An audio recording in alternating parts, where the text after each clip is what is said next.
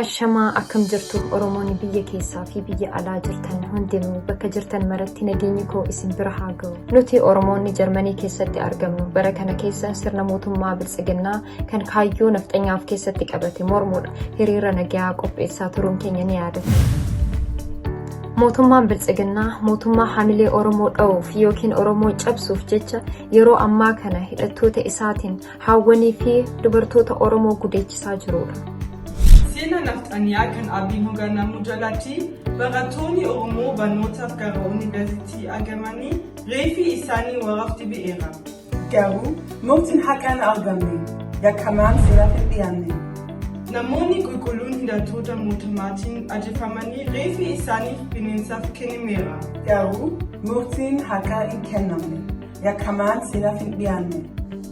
Hooggantoota siyaasaa qeerroo fi qarree mana hidhaatitti guuramaniif sagalee ni taana. Mootummaan abbaa irrattiira murtii haqaa hin eegalle.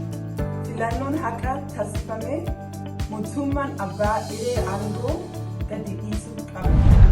Nuti Oromoonni gabroonfattootaan namoota keenya qaqqaalii hedduu dhabnee jirra. Kana booddee mootummaa gabroonfataadhaaf iddoo hin qabnu ni mormina. Abiy must go, Abiy must resign.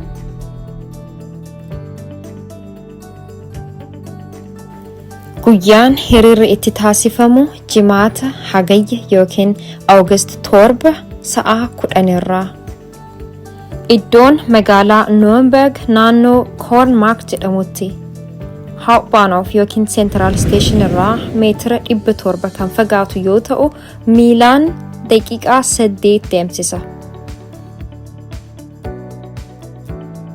Abiy must go, Abiy must resign.